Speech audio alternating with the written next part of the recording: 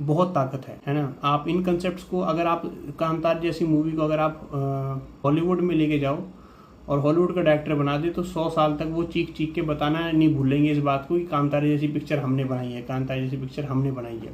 ठीक है। एंड इस कंसेप्ट को मैं बता दूं, इस मूवी को आप लेके ऑस्कर्स के लिए ले जाओ, आप अंग्रेजों के हर देश में दिखाओ। ठीक है।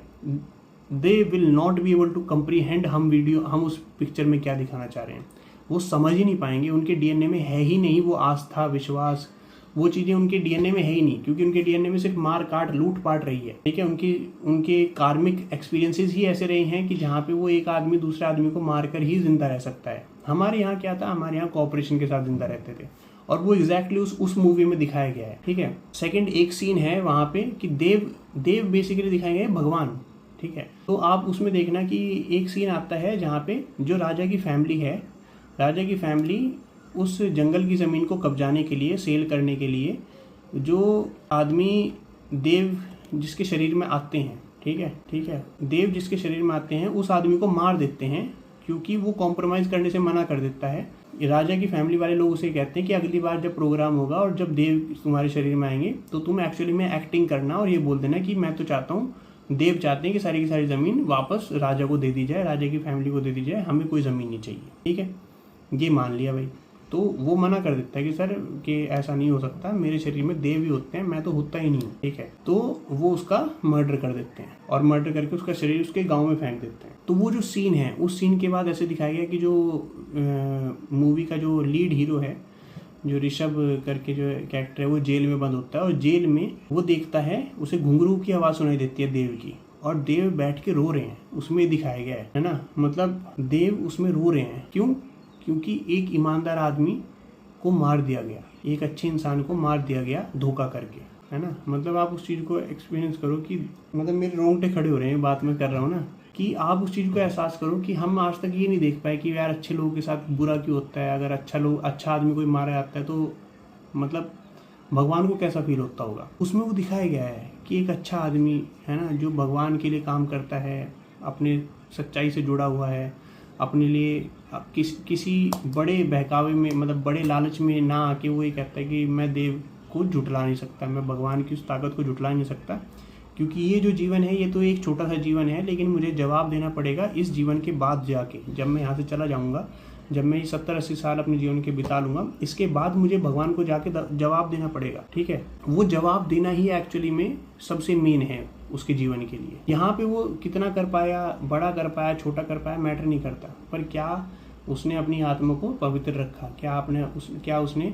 अपने आप को इस लायक रखा कि कल को जब वो यहाँ से जाएगा और सामने जब खड़ा होगा उस दिव्य शक्ति की जिसने उसे बनाया है, तो क्या मुंह दिखाएगा? क्या वो उस चीज़ के ऊपर प्राउड होगा, या क्या वो उस चीज़ के बारे में दुख मनाएगा, या फिर उसे बुरा महसूस होगा कि मैं अपना काम वहाँ पे ठीक नहीं करके आया है जब मैं धरती पर था 70-80 साल। तो ये इतना डीप कंसेप्ट है, उसमें दिखाया कि भगवान रो रहे हैं उस आदमी की डेथ पे। वो कह रहे हैं कि सही नहीं हुआ, ये खून के आंसू रोते हैं देव, खून के आंसू। मतलब वो इतना डीपली मुझे इतना वो लगा ना कि मेरे मन में हमेशा एक डाउट रहता था। मैं ये वीडियो क्यों बना रहा हूँ, मेरे मन में हमेशा डाउट रहता था कि यार मैं अच्छा हूँ क्या, मैं अच्छा हूँ कि एक्चुअली में किसी के लिए, मतलब किसको फ़र्क पड़ रहा है इससे, अगर मैं कुछ अच्छा कर रहा हूँ सभी के लिए, अगर मैं कुछ नेगेटिव नहीं करना चाहता, मेरे पास चॉइस है हमेशा, लेकिन मैं चॉइस में हमेशा सही चीज़ चुन रहा हूँ, है ना। एंड लेकिन कभी कोई एफर्मेशन नहीं, कोई अप्रिसिएशन नहीं आती उस चीज़ के लिए कि मैं अच्छा कर रहा हूँ। वो कभी कभी अपने अंदर डाउट आने लगता है कि यार मैं सही भी कर रहा हूँ क्या, है ना, क्या फ़ायदा, क्या फ़र्क पड़ रहा है जब मेरे अच्छे को कोई नहीं देख रहा, अगर मैं गलत कर लूँ तो क्या फ़र्क पड़ेगा।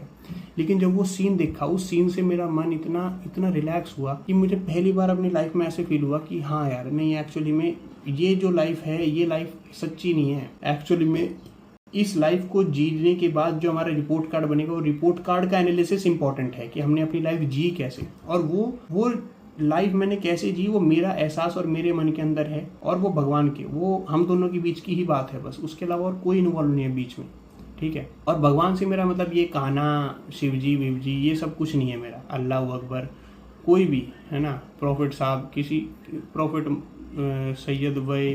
सैयद अली वसल्लम, मेरा किसी भी भगवान से मेरा कोई बैर नहीं है। पर मैं इन सब भगवान को नहीं मानता, मैं भगवान उस एहसास को मानता हूँ जो मैं अभी एहसास कर रहा हूँ। तो वो देव रोते हैं जब वो उसकी डेथ होती है, which is such a moving scene. मतलब बहुत ही तगड़ा सीन है। ऐसा सीन देख के मतलब हमें होप मिलती है कि हाँ नहीं, भगवान देख रहे हैं सब कुछ। और आज अगर मैं यहाँ पे मेरी जीवन ख़त्म हो जाता है तो मैं अपने आप से जब पूछता हूँ तो मुझे पता है कि मैंने सही करा है और मैं भगवान के जाके सामने मुंह दिखा सकता हूँ।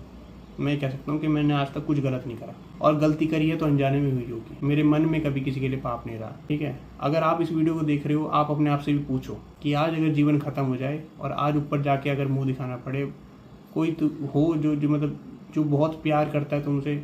भगवान ऐसा है कि जो तुमसे बहुत प्यार करता है, तुम्हें हर बार हर चीज़ में सपोर्ट करता है, तुम्हारी 100,000 गलतियों को भी माफ़ करने के लिए तैयार है।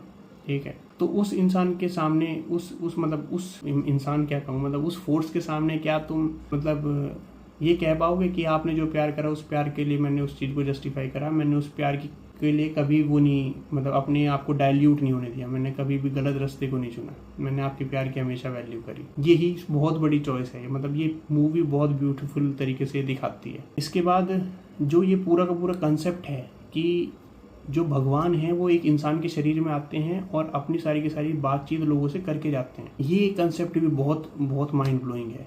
और ये आस्था का है, ये आस्था है। मतलब हमारे देश के डीएनए में ही ये चीज़ है कि यहाँ पे लोग भगवान, बाबाओं, इन लोगों को ज़्यादा सुनते हैं। ठीक है, आप किसी साइंटिस्ट, किसी टेक्नोलॉजिस्ट, किसी थिंकर, किसी फिलोसफर का आप यहाँ पे कम जिक्र सुनेंगे, आप बाबाओं का और भगवानों का ज़्यादा सुनेंगे। तो ये हमारे डीएनए में ही है, यहाँ के लोग उस चीज़ की तरफ ही झुकते हैं ज़्यादा, ऐसा नेचर है हमारे देश का। तो वो जो कंसेप्ट है वो बहुत मूविंग कंसेप्ट है।